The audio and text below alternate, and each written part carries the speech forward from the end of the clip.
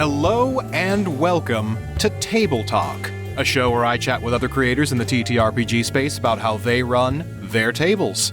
I'm Danger Dan Jers, the host and GM of D&Dark, and joining us at the table today is the host and GM of the actual play podcast Side Character Quest, Ty. Hello. Hello! How are you doing today? I'm doing great. Thanks again for jumping into chat with me. Yeah, I'm looking forward to it. I always like the opportunity to talk about actual play stuff with other people that make actual play stuff. It's super fun. It's always a great time. So to get us started and just get the ball rolling, can you tell us a little bit about yourself, your show Side Character Quest, and your history in the TTRPG community? I think the first time I played any TTRPGs was I played a game of D&D with my brother when we were I was maybe 9. He had me try to run it for him, and it went so badly. I did not touch D&D again for, I don't know, a decade probably. A friend of mine in college invited me to a game with 8 or 9 people. Oh, wow. That's a huge group. That was too many, but it fell off and it ended up being a wonderful group of people that I still play with today. But not all those 8, but a lot of them are still around. Shout out to Eli and everybody else at that table. You guys are great. After that, I eventually started GMing for them more regularly as, time went on, and I started listening to actual play podcasts. I don't know exactly when I started that, but it would have been before the community had decided to consistently call the genre actual play. I don't remember what people called it before, but I remember there was something else, and I remember I didn't like actual play. I liked the other thing. For our show, I got stuck in the habit of calling it Realplay before I... That's what it was! Yeah, before I got in the bandwagon of actual play, and we were in too deep by that point to where it was just muscle memory. Yeah. So we've stuck with Realplay, but that's not what the genre's called anymore, so... Yeah, but I listened to a bunch of other shows, and at some point I had the thought of I'm not getting any better as a DM, because I'm not able to listen back to my mistakes. I'm not able to hear what is going on. And I kind of had the thought of I don't know that I could make a show as good as the people that I'm listening to, but I could make a show as good as their first episode. And that's what got me started and got me going. And since then, I've made over 100 episodes of Side Character Quest, and I have guested on a few other shows, done a tiny bit of voice acting and podcasting with other genres. And I don't do any video streaming just because that is not a thing that I watch. So I don't think I would do a good job making it. Fair enough. But that's where I am. That's what I am. That's what I do. Well, hey, congrats on over 100 episodes. We're narrowing in on that front on our side. Our first season of D&Dark was technically 81, but we ended right at 80. Oh. We're in between seasons right now, but we're not going to be very far away from 100 official episodes. Yeah. In terms of side content and bonus mini campaigns and one shots and stuff like that, we've definitely passed the 100 mark, but we haven't gotten to the official 100 episode mark yet. Yeah, I mean, if you include all of the little bonus episodes that I've done, Q&As, announcement episodes, which definitely don't count, and things like that, my actual files uploaded is closer to 140, 150. But like I said, a lot of those are dramatically not episodes of actual play. So, yeah. So all of that in mind, can you give us a little bit of a groundwork of what Side Character Quest is as your show? Yes. Side Character Quest. The idea was it is so hard to get the group of players together. And I'm very bad at sticking to a project. So I thought if I'm going to make this, it needed to be something that I don't need to rely on other people sticking around. So SCQ, Side Character Quest, it is an actual play anthology series that follows one character for a handful of episodes, and then it will jump to another character, usually played by a different player, for a few more episodes. But all of these stories are taking place in a single shared setting, a single shared world. And so you can just listen to a single one of these quests and have a great time. You can skip around if you want, but if you listen to it all together, then you will discover a interwoven mesh of narrative that is, for me to keep track of everything, at times overwhelming, but it's still super fun and great.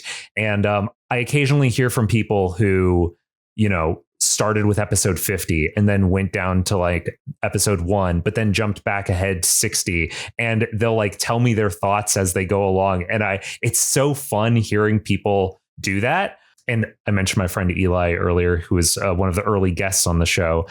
He finds that infuriating. He's like, just start from episode 1. What are you doing? Just start from 1 and go forward.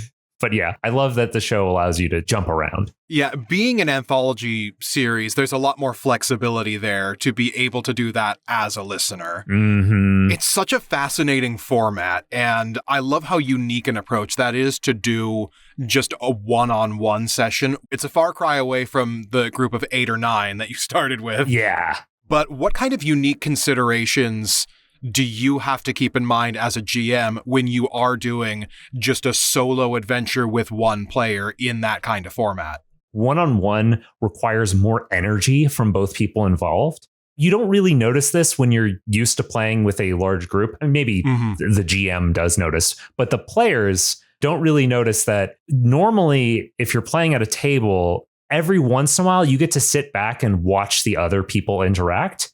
In a one-on-one show, you never get those breaks. So the only breaks you're going to get are the ones where somebody says, all right, we're ending this scene, and now we're going to take a breather for a moment.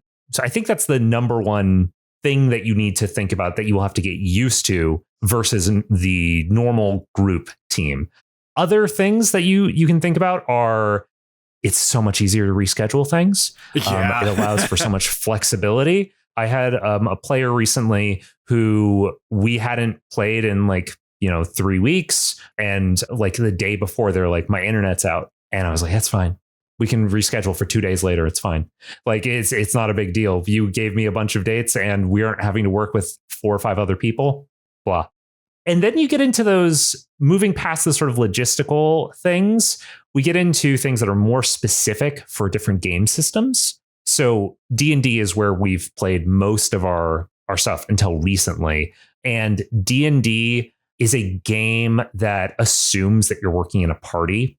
And combat is, I think, more fun with fewer people because it is easier to keep the pacing energetic and lively because you're just bouncing back and forth, one person to the next.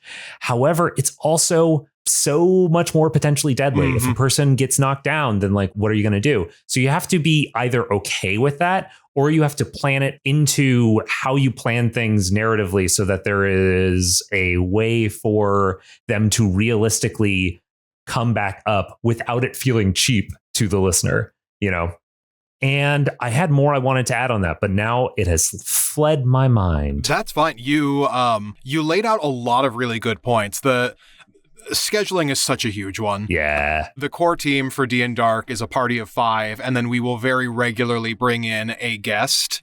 We did experiment very briefly within the span of the show. There are 2 episodes back to back where we did solo adventures, and it was partially our way of logistically getting around a scheduling problem, but it was also a good point in the story for me to be able to do that. I had a narrative excuse to split the party, have everybody do a self-contained solo adventure. It was a very interesting experience, and Jordan, who plays the Wolfman in our show, she brings up that solo session all the time on her short list of favorite things that she's ever done for the show. Oh, so it is really interesting how much more depth you can mine out of a single character from a solo encounter. Totally. I'm curious, was there anything about it that really just took you by surprise, that shocked you about it, either in the perspective of like something so great or so hard, something a difficulty that you were struck with? There were a couple of things. There were a couple of different things going on there, because it was also a small section where we jumped to pretty much purely theater of the mind, as opposed to working with maps and figures as references. So that change also impacted a lot. Mm-hmm. So it sits a little more vividly in my head, and I know in some of the other players' heads. Yeah. It varied a little bit player to player. I was a lot more free to take bigger swings and do more interesting stuff. Other thing that caught me by surprise, and this was less to do with the one-on-one format and more to do with how I ran it, I basically had a similar starting scenario for everyone that then branched off into their own character-specific thing. By the time I got to like number 4 or 5, the starting scenario that was shared with everybody had gotten so old for me. I had to repeat it so many times, and I was so completely done with the setup for that split by the time that we had gotten into the actual character-centric bits of it. I learned a lot about my individual players doing that. And so I think that was a bit of a surprise. There were some that really took to that format and others that didn't take to it as naturally. And I learned a lot about what each player specifically needs and how I can best support them in the show. So there were some where, like, if I give you a really structured experience, I know that you will be able to follow the breadcrumbs pretty well. If I give you more of a sandbox and the freedom to do your own thing, you will thrive a little bit more, etc. So I learned bits and pieces about what each player specifically needed for me to tailor to their personal player strengths. I have noticed that as well, playing with this, that there are people I've had on the show who are very, very used to being the support at the table. And I don't mean the support like the healer or the control class or whatever. I mean the support in the sense of I'm sitting in the background, I'm not making a lot of the decisions, and then I'm going to come up when there is a relevant moment, whether that be like I'm going to come in with the joke, or I'm going to come in with the cool strategic idea at the last second, or whatever. They prefer to sit in the background and wait for the opportunity in a big collage of people, ensemble of people, that's the word I wanted, rather than being the star of the show all the time. And it's very interesting realizing that with somebody, because they often don't realize it about themselves, I think. And I won't recognize it, even if I've played with them a million times, until we're in that moment, you know? And then you have other people who I've played with, you know, many times and are used to, again, being more supportive background table people. And then when it's just them, bang, like they just come out and they shine and they're such like a star of the moment. And I'm like, this is amazing. I'm so happy to see you here. Yeah. It's fascinating. And you really quickly learn who the more proactive players are in that kind of a setting and situation. Mm-hmm. I love that it gives the opportunity for those different sides of the characters to shine. Yeah. There is a special consideration of when it's just two people, you are the entire audience for the other person. I think that I have learned from making the show to be emotive and to react to the things that people are doing. When someone does a cool thing, I need to make it clear to them that, yes, that was cool, because there's no one else here that is going to react to that cool thing that they did. It's all on me to make sure that they know that they are awesome. You know, you have to be support on all sides. That is such a good point. And that is so insanely valuable. Mm-hmm. Bringing that to a bigger table too, keeping that same level of enthusiasm is such a gift to the overall energy of the table. Yeah. There's a couple of people on our team and guests too. There's a couple of people that we've brought on as guests who are very emotive and very reactive and who have been self-conscious about that of themselves. And I've really tried to emphasize, like, no, you don't understand what a gift you are giving me as a GM and as an editor. Yeah. Your reactivity really helps with the energy, carries the momentum forward, and does wonders for the overall group morale. It is such an important aspect that I think is very easy to go underappreciated. I feel like as an editor, you have probably run into the same thing that I have as editor and GM, where someone makes a joke and somebody at the table laughs, but holds it back because they know they're talking into a microphone. So they just kind of make a silent, and I'm like, no, laugh out loud. People need to know that you think this is funny. Otherwise, it's going to sound like an awkward silence and that this joke did not land in the room. It's okay.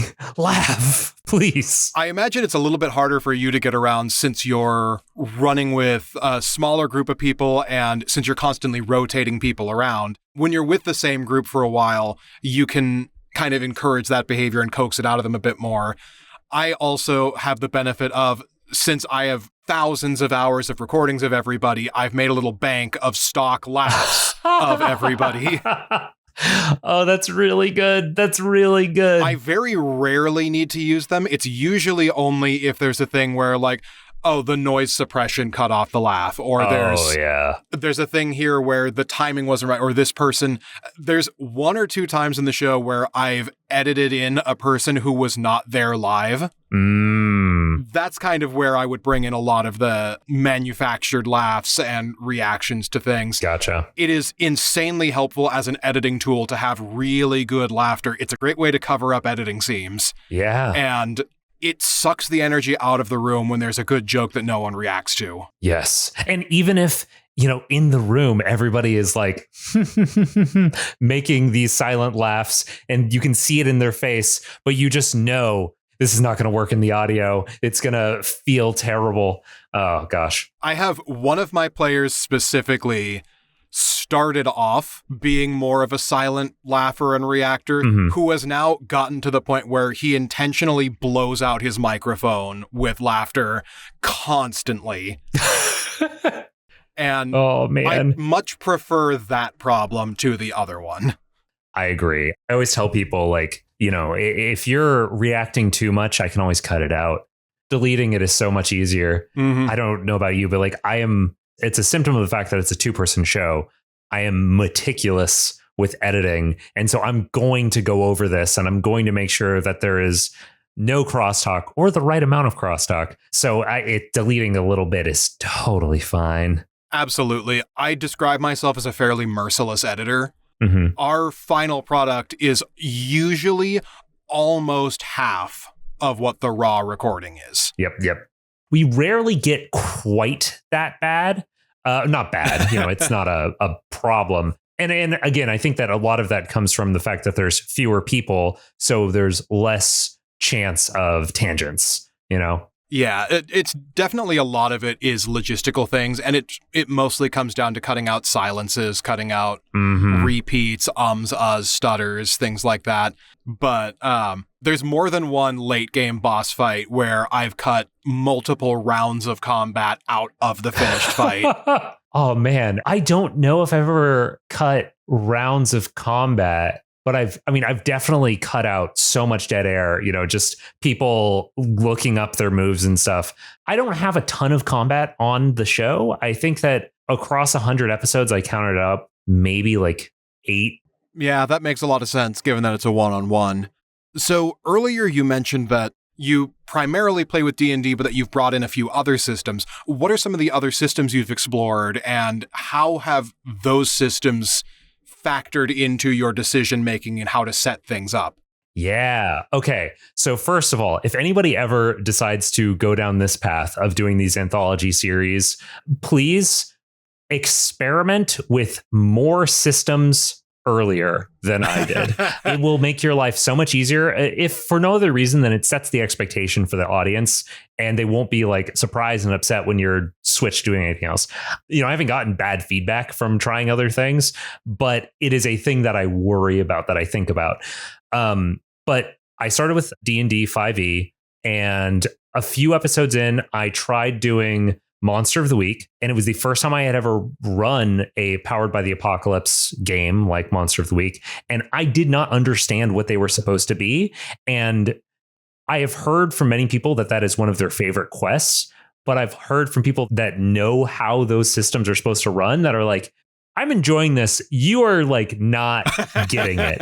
And now that I know more about Powered by the Apocalypse and how it's really like built to lean into tropes in this way, taking Monster of the Week and not really changing the mechanics at all, and then just plopping it into a fantasy world originally built for Dungeons and Dragons doesn't really work. It feels wrong and off in ways that I did not have the experience or knowledge to know how to deal with. Again, people love that quest. So whatever. But other systems that I eventually got around to trying. The whole reason I went into that was to say that that scared me off of trying other systems for a long time. I thought I need to be experienced with a game before I bring it onto the show. And since I couldn't ever get anyone to try anything besides D&D, I never really got any more experience. And so I didn't try another thing for ages and ages and ages. I eventually did get to do other things. I did a Halloween special where we played Don't Play This Game by the company Parable Games, who specialize in horror. And that one was like this found footage audio drama almost, but it still included the actual play elements. Super fun, hour-long horror movie, basically. It's very, very cool. But then returning to like the world that the rest of the show is set in, I've recently gotten a chance to play a lot of Blades in the Dark. And as that led to me making a custom Forged in the Dark game for SEQ.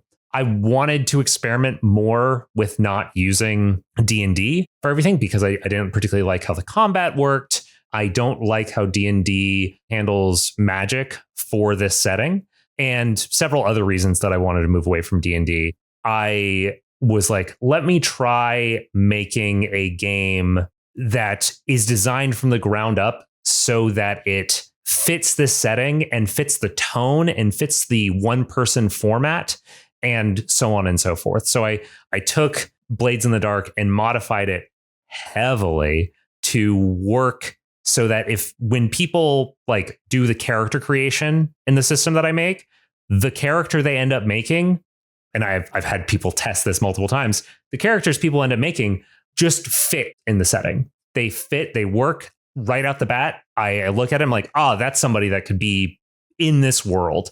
One of the problems I would run into with D&D is that people have such strong expectations for D&D. They have such strong expectations for Tolkien-esque fantasy that has this sort of like superhero, action hero flavor to it, that people would often like make characters, pitch characters to me. And I'm like, that works, but we're going to have to do a lot of tweaking to make it so that it doesn't feel incredibly out of place. Yeah. And I hate telling people no at the very beginning, you know? Mm-hmm. It sucks. It sets things off with a bad first impression. That's really interesting. And I think that is a good point about how these different systems are built for different tones and settings with all of that in mind. Yeah. D&D, blessing and curse about the system is how modular and versatile it is. Mm-hmm. And because it can be so open-ended in the character creation and people do have so many preconceived notions, it is really important to make sure that the characters are cohesive to the world that you build. Mm-hmm. To that note, just a very, very short anecdote. I one time had somebody present to me a character concept, and I was looking over the different things they had written in this like backstory, and I looked over it and I started writing up like, oh, we're going to have to change this. We're going to have to change this because that doesn't fit the canon that's already been pre-established by this other person's episode, which you haven't gotten to listen to because it's not even released yet. So how would you even know about this? So it's unfair of me to expect you to know about this. And I was, writing up this long anxiety producing email. And then I just thought, this part of their backstory, it is never going to come up in the episode at all. There's no chance that will ever come up. I don't need to write this. I don't need to shoot this person down for something that will never come up. And the thing is, the tone of what they wanted to do still fit and still worked. It's just that some of the literal actual facts that they were presenting don't work, That's a fun point. There's a lot of similar things that I've bumped into.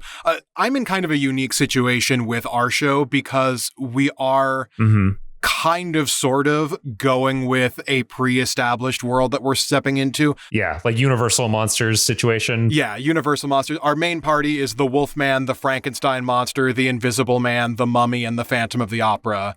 So when I bring guests in, they're stepping into the shoes of pre-established characters like, okay, I need a guest to come into play Dr. Jekyll and Mr. Hyde. So they build a version of the character that fits within the mechanics of D&D, but with that pre-established backstory. Or like, I need a Victor Frankenstein. So I work with them to, what does your version and your take on this character look like? You still have to fit within the bounds of the book that we're pulling from or the movie canon that we're emulating. And it has to fit in this weird hodgepodge world that we've set up, but with freedom to decide, what does your take on this character look like? And there's a few points where I've bumped into exactly that situation of like, well, the lore that you're establishing contradicts with some of the stuff we've set up, but it's never going to come up. So yeah. And if it does, then it's the sort of thing that you can say during the episode and it'll get deleted, where you just say, oh, by the way, I need to just redo that line because you referenced this location and in our canon, Transylvania was nuked in like a war of, whatever. So you can't say that you were there last week. The exact situation that comes to mind is we had one of our guest characters is Carmilla.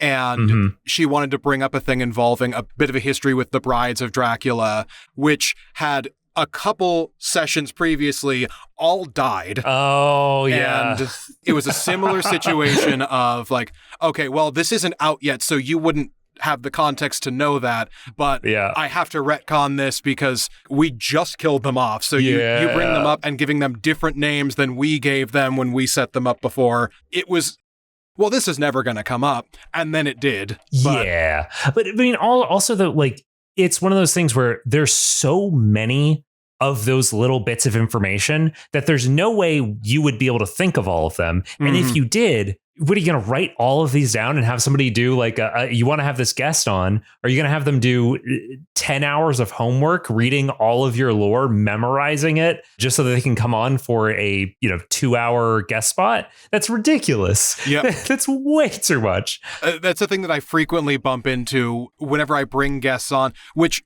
now that we're in between seasons, I've got somewhat of a fresh slate for our second season, but that was always a huge consideration of how much information do you strictly need to know so I don't overwhelm you with lore or require you to listen to 80 episodes of backstory. One of the fun things that I end up doing, because SEQ is an anthology series, I'm having to bring in, a new guest every 3 to 6 episodes is usually the length of a quest. One thing I'll do is just say like, all right, this quest is set in a different location. Remember, when I mentioned this place, this city a few episodes ago, that's where this next quest is going to be set. And since we've mentioned that city and listeners have like sort of a sense of, oh, there is this thing there, or there's this little bit of culture there, I have this little tidbit, but we've never actually met anybody from there. We don't know anything like that. The new listener, or the new player, sorry, the guest player, doesn't have to have like a glossary of all of the pre-established NPCs. It's going to be new to everybody. I love getting to jump around the world and like highlight whatever area feels new and exciting and different, and that doesn't require the guest player to do a bunch of homework. A thing that I'm looking forward to for our second season. So our second season is going to be set in America in the 1930s and is going to focus on cryptids. Oh, yes. Oh, yes. One of the big benefits of that, it's a challenge and a benefit, is how much bigger the map is of doing the continental United States. Yeah. Which gives me a little bit more flexibility and a little bit more freedom for guests to not have to know anything about any of the other guests, because everything's going to be so spread out. Yeah. The amount of information that each guest needs to enter with is significantly smaller than what we did in the first one. It's also the thing, too, of we're going with much more open-ended folklore and characterization, so there's a lot less pre-established information about the character suite that we're working with. So there's a lot more freedom for guests and players to interpret the characters in their own unique way. That's fun. That's exciting. Are your players going to be playing the cryptids? Yes. So the party for season 2 is going to be Bigfoot, Mothman, the Jersey Devil, the Roswell alien, and the Loch Ness Monster. The Loch Ness Monster. That is a great button to that because how? Mm-hmm. I'm sure you can't say at this point, but like, wow, that's amazing. There's some fun challenges that come with having an actual dinosaur on the party. Oh, I love that. Oh, that's so great. But it's been a ton of fun to plan and prep for. Part of the thing about the setting being so much bigger and so much more spread out is I can be a lot more insular with it. Yeah. So in doing side character quests, what kinds of things have you learned from doing so many one-on-one interactions with players that's affected how you've approached being a player or a GM with a bigger group? Have you been able to take things like that extra level of energy or reactivity like we brought up earlier? And are there any unique things that strengths in one setting might be a liability in the other, or like a unique aspect of the gameplay that you've learned from doing a one-on-one that wouldn't have come up in a larger group? Yeah. That is now an added benefit. I'll name a liability first. One thing that I think anybody who is a GM who then pivots to being a player is probably accustomed to what I'm about to say. This is not new to them, but boy, is it hard going from a one-on-one game to a group game and not feeling like you are stepping over everybody else. Not only is it difficult to avoid stepping on other people, but like it's difficult to not feel like you are stepping over people even when nobody else feels like that at the table. I was in a 3-person game last weekend, and the GM like asked the two of us a question to establish the scene, and I started to talk, and then I was like, oh, well, I don't want to take the lead from you. I don't know if you want to step over here. I know I'm getting in your way because I'm just used to being in a 2-person group. Ha ha ha.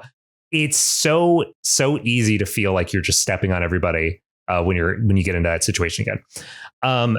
As for good things, let's think about the good things that come from this. One of the good things we mentioned earlier, the idea of being a good audience member. I think that might have always been a thing that I liked to do, but I don't think that it was a thing that I consciously did until after running SCQ.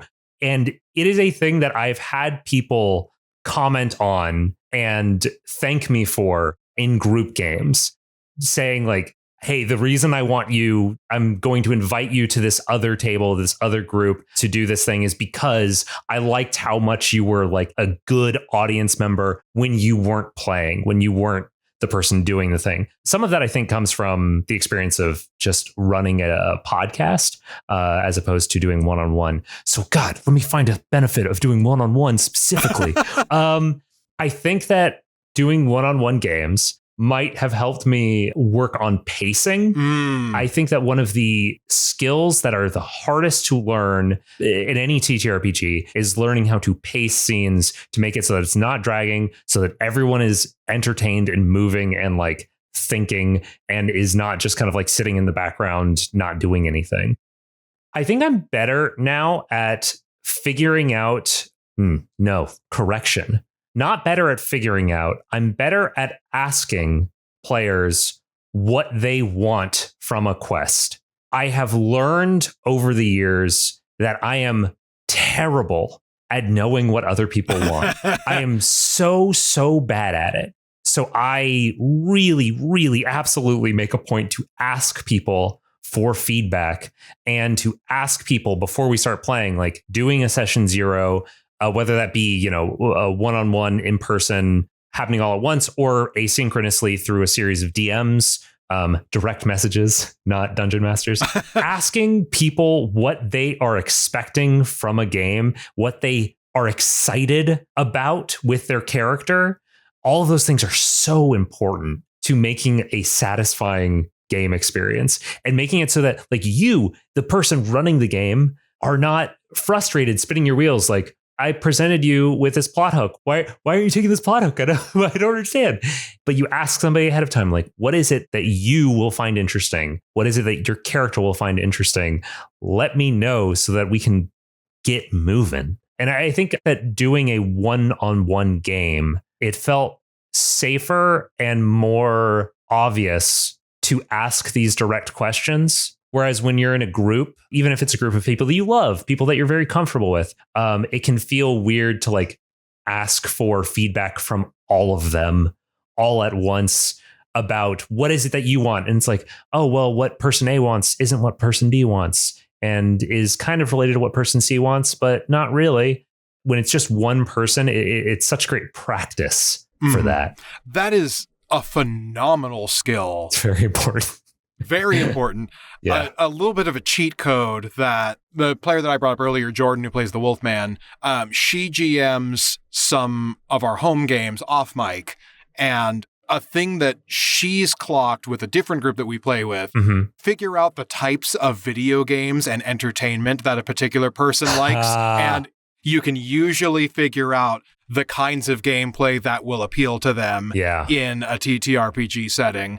It's not bulletproof, but more often than not, that's been a really helpful way to look at it. I think it saves so much time, like you've said, to just learn how to be able to ask directly. Yeah. A lot of that does come down to knowing what to ask and how to ask it. And a lot of the times the players also have to learn a little bit too, how to vocalize what they want. I know for my players, a lot of them were kind of figuring out in real time what it is they wanted out of the game. And so that was something that was a little bit difficult for some of them to be able to vocalize of like, I'll know it when I see it, but I don't know how to explain what I'm looking for from this experience. Also, on the topic of getting this feedback from people, something I've been experimenting with on the most recent quest of SEQ, the quest following a character named Syrah. After every play session, we recorded a Stars and Wishes session. So for anybody listening that doesn't know what that is, star, basically something that you enjoyed about the session, a wish, something you'd like to see in a future play session. And the process of doing it and then the process of me being able to go back and listen to it has been very, very helpful for me to see the value of that and to see, I think, the limitations at times, because I think it's very easy for that to become overly focused on positive stuff. But I would rather have that than have no feedback. So. Yeah, that is perfectly fair. We have just recently started going through and doing debriefs of all of our bonus content. And just because of the realities of the production schedule, we've had to move too fast to really be able to like stop and debrief after them. Yeah. And it's very easy for it to become just everyone patting each other on the back. Yeah. But it is better than the alternative of having nothing at all. And there's still a lot to be able to learn from those debriefs. And I know that that's part of the appeal of Stars and Wishes as opposed to something like Roses and Thorns, is being more positively focused. People are likely going to be less hesitant than they might otherwise be to critique you to your face. It also helps create a positive atmosphere so that if you're somebody that's a very anxious person or you weren't sure how other people were feeling, it gives you a little bit of like reassurance that lets you hit the ground running next time you play, which, you know, some people, I've talked to some people who are like, I don't need this. I don't need this at all. And I'm like, okay, go ahead. Have confidence. I believe in you. I don't have that. Yeah, it's definitely like as a framing device for a specific type of person, it is a lot easier to say, oh, I liked this. I would like to see this other thing in the future, or I would like more of this thing that we touched on briefly than I want less of this, or I did not like that. Yeah, definitely. So as we are coming to the end of my list of questions, I want to throw it back to a thing that you brought up earlier of having some friends and some guests who really insist on listening to your show chronologically, others who jump around. What would your personal recommendation be for somebody blindly coming in to Side Character Quest on where they should start or what some of your strongest showcases are? To appease Eli, I will tell you, just start at the beginning. Just start with episode 1. What's wrong with you? But if you want to come in getting to see where the show is currently at, I would highly suggest episode 101, Fair Haunts the Abbey. That's Faer. That quest, I had on a person that I knew from other actual plays. I knew was in like a larger show than SCQ. And so I figured there would be people that would come on starting there just to hear him play. And I wanted to make sure that they had a good experience, even if they had never listened to the show before. So I designed that quest to be a perfect entry point. You don't need to know anything else about the show, and you can listen to it just like those few episodes, and that will tell you a complete story. However, if you like it and have a good time, there's all these little juicy nuggets, these little like, ooh, I'm interested in learning more about that NPC. Let me go to this quest. Or I'm interested in learning about that NPC. Let me go to that quest. It's a great, rewarding quest for people that, you know, either got there naturally by listening in order or who are starting there. Again, episode 101, Fair Haunts the Abbey, starring Josh Lorimer of the podcast Sneak Attack and Titans of Altera. Well, awesome. Thank you for dropping that. It's interesting with the different guests that I've interviewed on this show, how people's opinions differ about where the best entry point for their shows are. Even for the serialized ones, it's easy to say start at the beginning. For bigger and longer running shows, those opinions can vary somewhat. I know for our show, I usually say for us, for people to start with our side content and do our one-shots and bonus campaigns as a way to see if, like, does our sense of humor and our storytelling sensibilities appeal to you? If you don't enjoy our side content, you are not going to like our main show. So that is usually my go-to for that.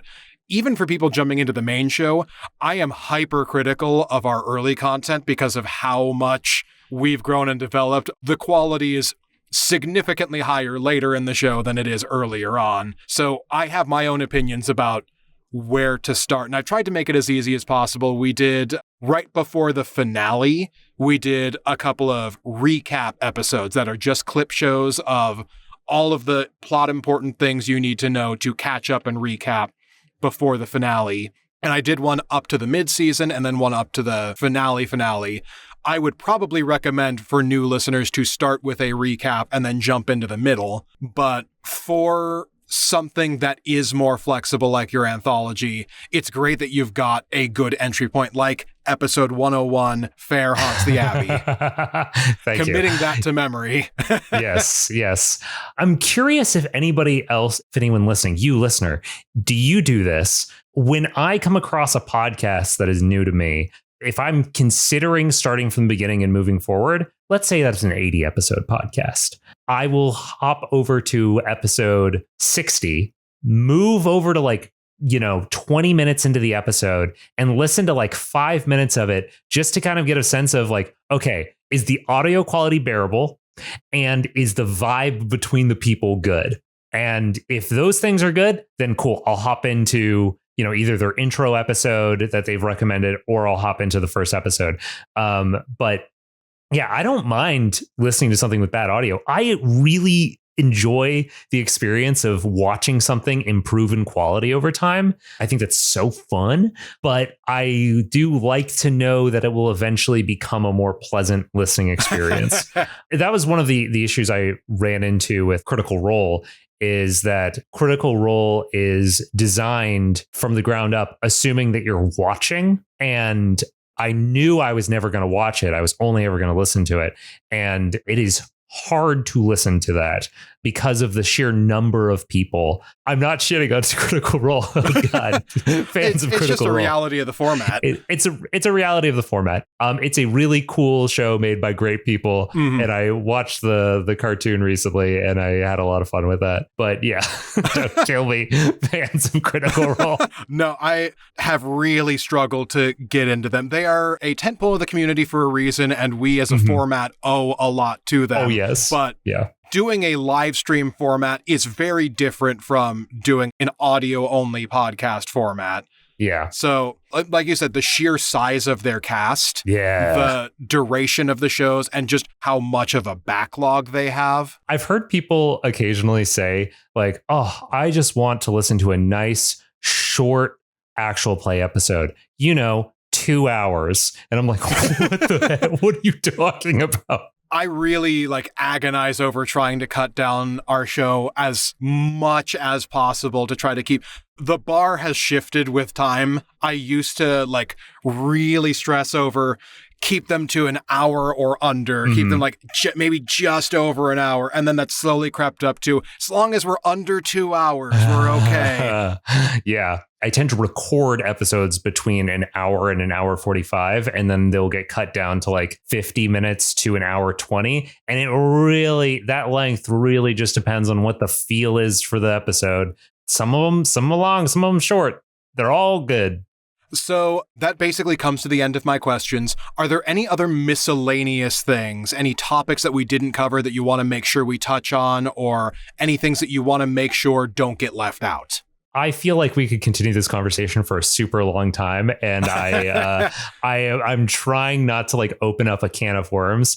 So I'm just going to throw out. I do a lot of sound design for SEQ, and I think that typically when people say sound design for actual plays, they're referring to adding lots of musical ambiance and certain sound effect cues.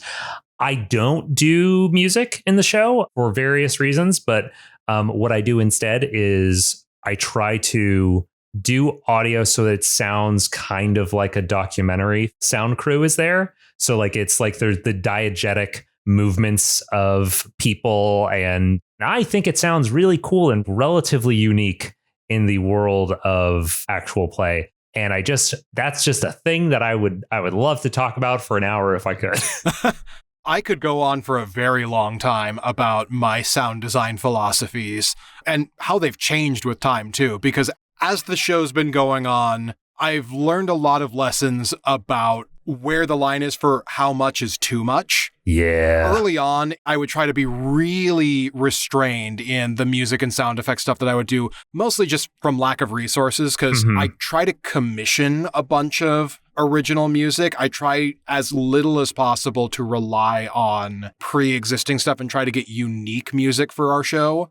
And that gets expensive. Yeah. I also knew early on, anything that I add a sound effect to now, I am anchored for the rest of the campaign to consistently using that sound effect for that thing. So certain spells, I never gave a sound effect for Eldritch Blast, for example, because I knew this is going to come up constantly. If I do this now, I will always have to do this. So I had to be very selective over what I was using when. Then I started to go overboard once we had longer time in between episode releases. And my reach hasn't quite exceeded my grasp, but it's getting close.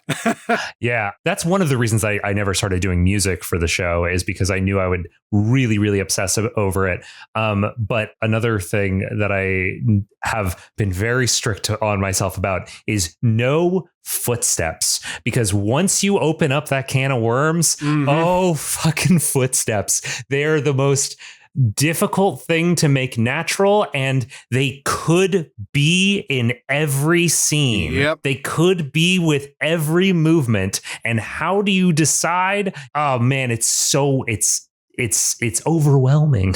We are currently putting out a one shot that we did in the Kids on Bike system that was a Agatha Christie style whodunit mystery.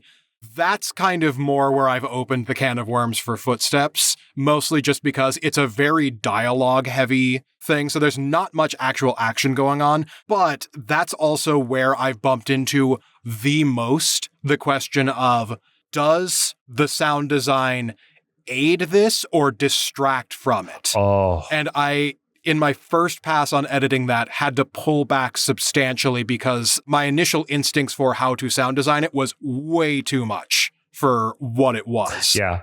It's very easy to have a million things. I was about to fall down another tangent, but I'm reminding myself that I do need to wrap up. All right. Well, we'll go ahead and wrap this up here. Before we go, though, can you remind us one more time where we can find your shows and projects? Yes. Side Character Quest. You will find those 3 words on all of your podcast apps. We are also on YouTube, but just remember that the show is audio only, so you're not going to get any special video from that. I do have the show broken down into playlists on there, so if you want to follow one story that way, I don't know that anybody's ever done that, but it's there. And you can also go to sidecharacterquest.com, which has links to everything that I've mentioned. Plus, it has a audio trailer. There's beautiful artwork by my sister, who's an amazing professional artist. There is a lore library, which has a bunch of different things about the world. There's cast bios, all kinds of stuff. So sidecharacterquest.com, or just look up Side Character Quest wherever you listen to podcasts. All right. Well, thank you so much. All of those links will be in the description. And I just want to one more time thank you for coming on to chat with me. This has been awesome. This has been super fun. Thank you for having me on. I really appreciate it. And this has been great. All right. And thank all of you for listening. One more time, everybody. I'm Danger Dan Jers, the host and GM of D&Dark. I've been chatting with Ty, the host and GM of Side Character Quest. And this has been Table Talk. And I hope you enjoy what we brought to the table. Thank you so much for listening to this episode of Table Talk, created, hosted, and edited by myself, Danger Dan Jers, with artwork by Jordan Nelson. Our guest this episode was Ty from Side Character Quest. Links to his work can be found in the episode description. If you're interested in being a guest on the show, reach out to us at dndarkpodcast@gmail.com. Our theme song and outro was created by Jeremy Vellucci. Check out more of his works on Instagram at JeremyVellucci_Wreck of Time. Thanks again for listening, and we'll see you next time we have a guest take a seat at the table.